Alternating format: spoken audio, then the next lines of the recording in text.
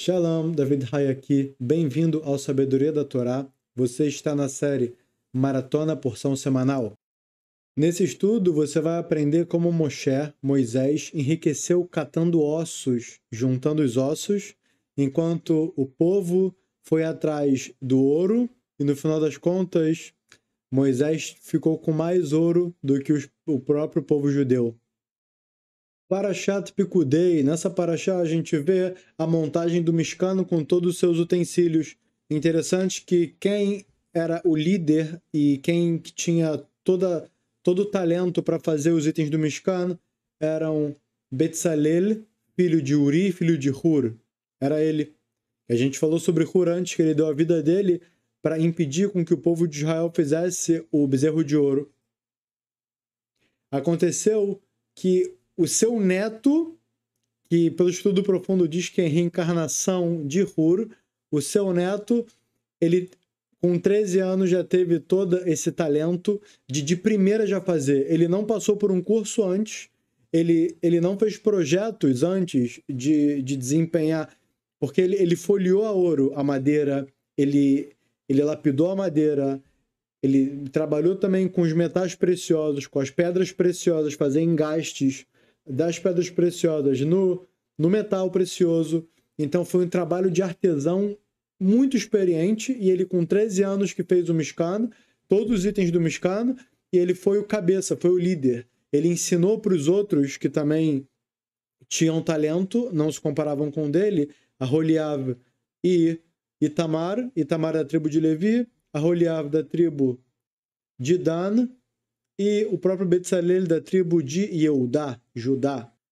E dessa forma, Betzalel ensinou para Itamar e Aholiav, e Itamar e Aholiav, eles ensinaram para as outras pessoas do povo, para homens e mulheres que tinham vontade de ajudar, na parte que tinha que tecer, que tinha que trabalhar com metal. Então, para dividir as tarefas, Betzalel sabia exatamente como tinha que ser feito, e ele distribuiu isso. Ele foi o professor de pessoas de 30, 40, 50 anos que quiseram ajudar no Mishkan.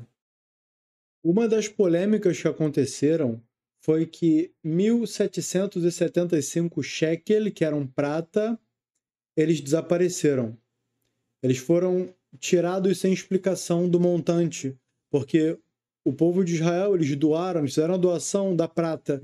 E você vê que aqui aconteceu que começou a ficar perigoso para Moshe, porque ninguém conseguia explicar o desaparecimento dessas peças de prata que sumiram, desse peso, dessa quantidade de prata que sumiu.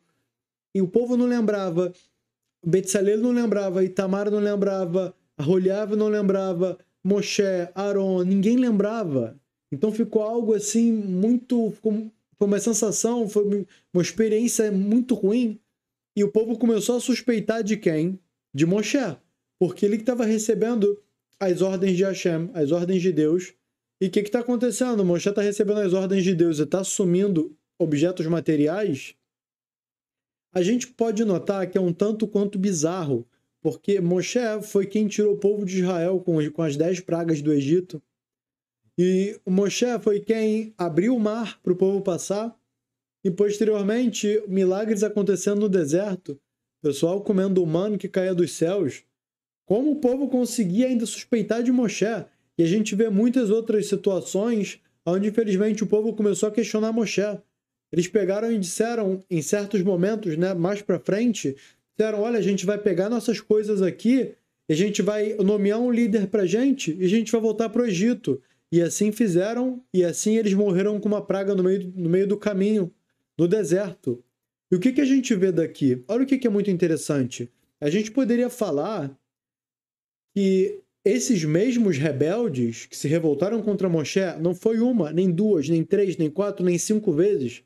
A gente vê no decorrer da história no deserto, muitas vezes se levantaram e se revoltaram contra Moisés. E sabe o que é interessante?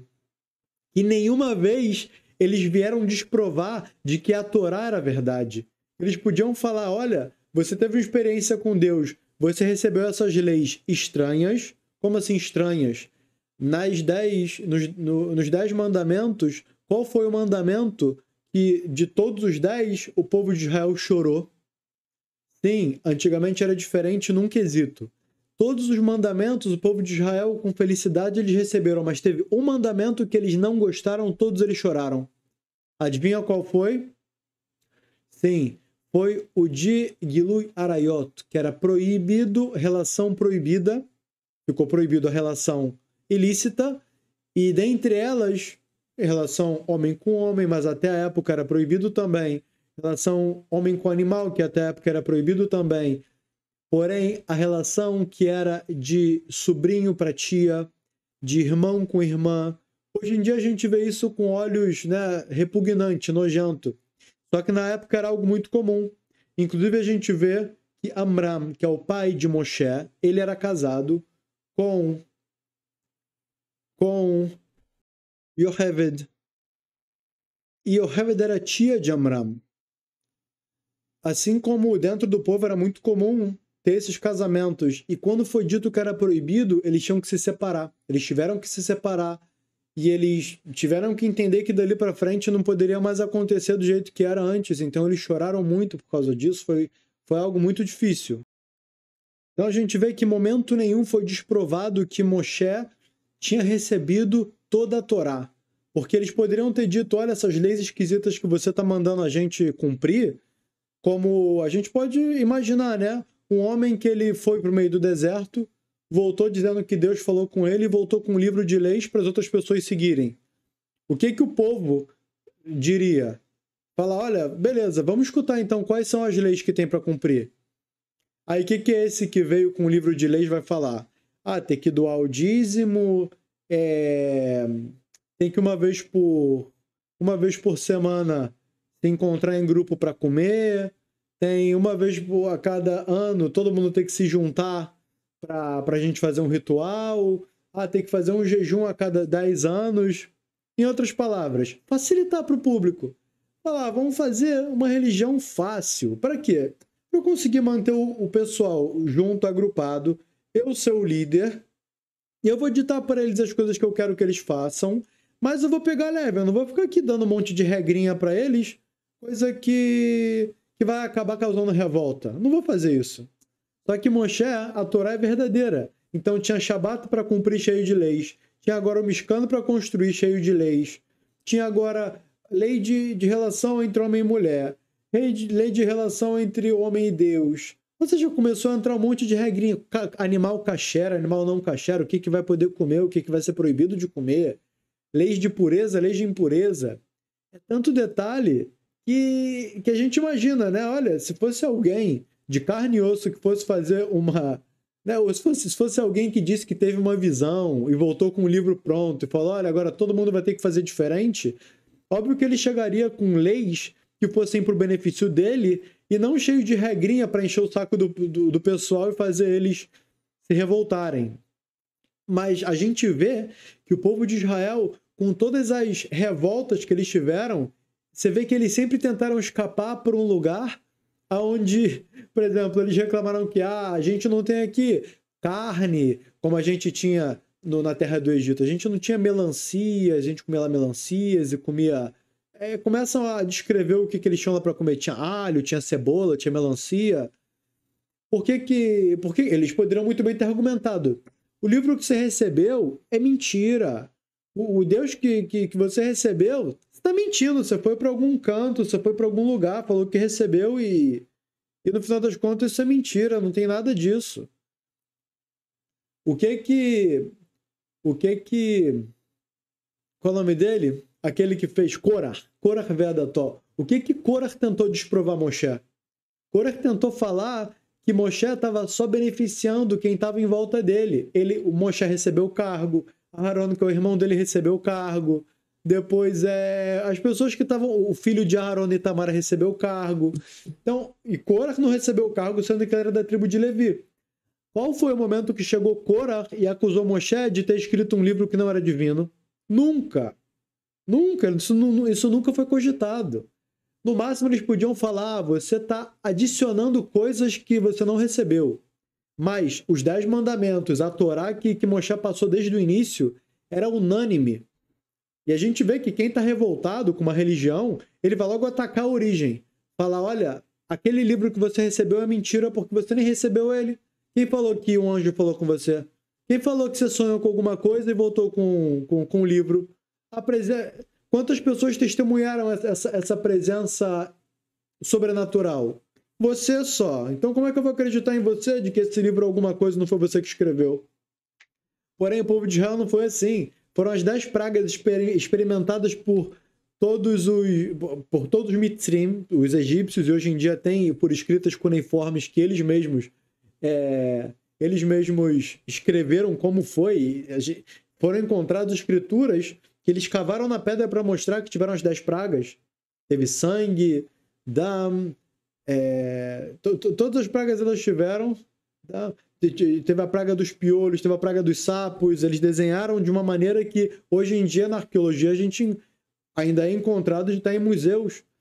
Ou a abertura do mar também está registrada. E o Midrash diz que não foi só as águas do próprio Mar Vermelho e Yam Suf que abriram. Não.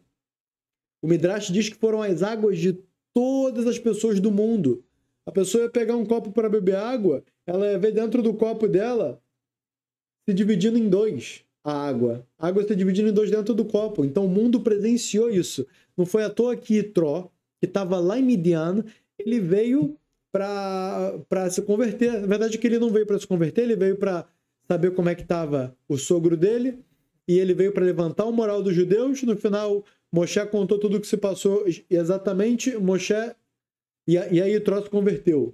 Mas, a princípio, estava acontecendo, e também tem registrado na própria Torá escrita, que é no Kriyat Yam Suf, aqui no Humash, que é dito que os Alufei Edom, Veilei Moab tremeram de medo, que eram os heróis, eram os fortões de Edom, que eram os filhos de Edom, que eram os fortões de Edom, e os mais valentões de Moab, que eram os inimigos principais de Israel. Eles se derreteram de medo. Assim está escrito na Torá escrita. E eles estavam muito distantes de tudo que estava acontecendo, só que como eles viram todos os acontecimentos globais, que foi algo em escala global, por mais que na parte simples do texto a gente não encontra isso, mas da parte da Torá oral está revelado isso, eles ficaram apavorados e com muito medo. Ou seja, não foi... E sem contar que a própria entrega da Torá é explicado que tinham nuvens e tinham trovões muito fortes e tinha um toque do shofar que ele ia crescendo, crescendo, crescendo, crescendo e tremendo e vibrando tudo.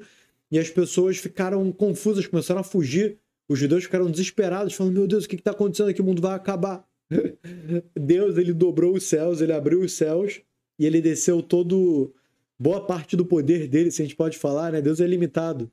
Mas ele trouxe isso como um milagre revelado para mostrar que a Torá é divina e ponto final.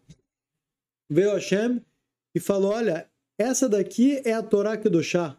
Esse daqui é o livro sagrado. E tanto que, no final das contas, desse livro, né, da Torá, saem outras religiões. Nenhuma religião sai de algum lugar que não seja na própria Torá. Não existe isso. Que a Torá é a base de tudo. Só que eles foram lá e reformaram do jeito deles. E eles têm 1 milhão de versões e todas as contradições do mundo na religião deles. Na nossa, a gente tem a Torá, que é uma, que é única. Todas as versões dela são exatamente iguais. Não existe contradição no texto da Torá. Ou seja, a gente vê que mesmo esses revoltados, que eles se revoltaram em algum momento no período do deserto, até mesmo posteriormente, eles nunca cogitaram em desprovar que Moshe era mentiroso no que tangia ao recebimento da Torá. Eles tiveram inveja de Moshe, eles quiseram ocupar o cargo de Moshe, eles tentaram acusar Moshe de coisas terríveis, aconteceu isso, mas e eles poderiam ter usado esse argumento como o primeiro de todos, né? Esse livro que você recebeu ele é mentiroso, vamos escolher um líder que ele vai escolher um outro livro. A verdade é que o que aconteceu, o que afetou eles de maneira que deixou eles irritados, e principalmente a mistura dos povos, o Erev Rav, que incitou o povo de Israel, foi o quê? Foi o prazer deles não ter sido saciado, o desejo material deles não ter sido saciado como eles estavam acostumados no Egito. Infelizmente, a gente vê até mesmo como explicação de que o pecado do bezerro de ouro, ele não foi um pecado para fazer a idolatria. No final das contas, a gente viu que eles sentaram numa refeição, depois de eles fazerem corbanotos, sacrifícios para o bezerro de ouro, e foi visto que eles sentaram num banquete e eles ficaram promíscuos. Eles ficaram promíscuos posteriormente. Começaram a fazer lá coisas animalescas. Então, e aí os nossos explicadores, nossos sábios da Torá explicam pra gente que tudo isso, todo o pecado do bezerro de ouro foi para quê? Foi para permitir para eles, no final das contas, Gilui Arayot, que foi relação ilícita. Então, esse no final das contas, o que tem mais de difícil para o ser humano. Esse é o que tem mais de difícil. Mas o que a gente quer falar aqui é justo disso. Eles poderiam falar, olha, quer saber? Deus não falou que é proibido se casar entre tio, sobrinho, mãe, filho, irmão, irmã. A Hashem não proibiu nada disso. A Hashem não proibiu. Você que está inventando coisa. O que aconteceu na entrega da Torá? As primeiras duas ditos dos 10 mandamentos, os primeiros 2 mandamentos foi falado por Deus para o povo. E está escrito que o povo ele ficou tão desesperado, foi tão forte Deus falar com o povo, que eles morriam e ressuscitavam, morriam e ressuscitavam, morriam e ressuscitavam. A alma deles saía, porque a alma já automaticamente é atraída para Hashem. Para o que tem de espiritual, para o que tem de mais sagrado, a alma automaticamente ia para Hashem. Só que Hashem retornava a alma deles, que não chegou a hora deles morrerem. Então foram acontecimentos pesadíssimos que eles mesmos não aguentaram. Falaram, não, para. Moshe, você recebe daqui para frente porque a gente quer viver. A gente quer viver. E aí Moshe dali para frente continuou recebendo. Então nenhum momento foi questionado, foi colocado em xeque que Moshe recebeu a Torá, os 10 mandamentos, a Torá escrita, a Torá oral, nos 40 dias que Moshe ficou no topo do Monte Sinai. E aqueles 1.775 shekel, no final das contas, quando os Erev Rav incitaram o povo a começar a suspeitar de Moshe, o que aconteceu? Hashem viu que começou a ficar perigoso para Moshe, no ponto deles realmente suspeitarem e quererem fazer alguma coisa, que Hashem fez descer uma bat-kol, uma voz que vem dos céus, e anunciou que foi feito com aquelas 1.775 shekel, foi feito em gastes de prata para os pilares. E aí todo mundo, é verdade, foi feito. Hashem fez esse milagre para proteger a honra de Moshe. E aí nossos sábios fazem uma pergunta, por que não foi perguntado sobre o ouro e sobre o cobre, foi só questionado sobre a prata? Quanto fizeram a auditoria, fizeram um levantamento de quanta prata eles doaram e o quanto tinha no tabernáculo, no Mishkan, nessa cabana móvel, que era, no final das contas, o local onde Moshe faria, junto com o povo, todo o trabalho para Hashem. Era como se fosse o templo móvel. E aí nossos sábios explicam para a gente que a prata ela foi escolhida, mas por que não o cobre ou o ouro? E aí a primeira explicação é do ouro, porque foi necessária uma quantidade gigantesca de ouro e o povo doou tudo que eles tinham. Só que tem um porém, ainda faltou muito ouro para ser doado. E o que aconteceu? Foi descoberto no final que Moshe doou a maior parte do ouro para conseguir fazer todo o Mishkan. E aí fica a pergunta, mas como que Moshe tinha tanto ouro? Sendo que na hora da saída, no momento da saída do Egito, Hashem permitiu com que os judeus pegassem o ouro dos egípcios, porque aquele ouro, na verdade, era o pagamento por 200 anos de escravatura no deserto, no Egito. Então, aquilo era o pagamento de todo o trabalho, de todas as gerações que passaram.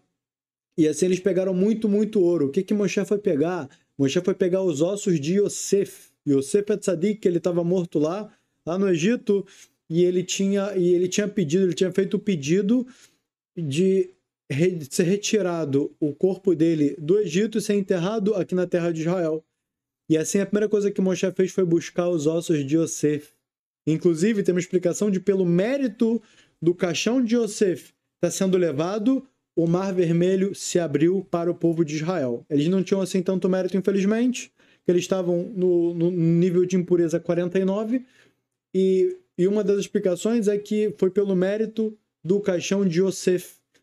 E aí é engraçado, né? Porque na hora de fazer uma mitzvah, que ela é ereshut, que é algo que a pessoa pode fazer ou não, o povo de Israel foi buscar ouro e pedras preciosas, e prata, e os itens que tinham de luxo do Egito. Moshe falou, não, nada disso eu quero, eu não vou focar no material, eu vou focar na minha missão divina. Qual que é a missão? O que Hashem quer de mim? Que eu pegue os ossos de Yosef. Moshe não pegou uma moeda de ouro, ele se preocupou só com a parte espiritual. E como é que Hashem recompensou ele? Posteriormente, Hashem fez com que da tenda da reunião, que era onde Moshe morava, onde ele vivia, lá tinha mina de pedras preciosas e também provavelmente tinha uma mina de ouro, provavelmente, porque esse ouro de onde ele veio, senão Hashem fez um milagre para ele revelado e permitiu com que ele ficasse rico, porque no final das contas, por mais que a gente corra atrás do que é material e ache que é isso que vai resolver nossos problemas, no final das contas, o povo de Israel deu a menor parte do ouro e Moshe deu a maior parte, porque assim ele seguiu o propósito divino sem se cegar por desejos materiais, por satisfações carnais. Esse estudo é um oferecimento do e-book Israel, o Florescimento, que fala sobre o final dos tempos. É muito interessante. O que significam as próximas profecias sobre a revelação divina, a Terceira Guerra Mundial e o papel do Irã no cenário global. Adquiram agora mesmo no link aqui abaixo na descrição. Vamos terminando mais esse estudo e gostaria de convidar vocês a se inscrever no canal aqui em cima para vocês receberem os próximos episódios dessa maravilhosa série Maratona Porção Semanal. E desse lado eu vou colocar para vocês o link da playlist da série, de todos os vídeos, todos os estudos que já foram postados sobre essa série. Bons estudos e nos vemos lá!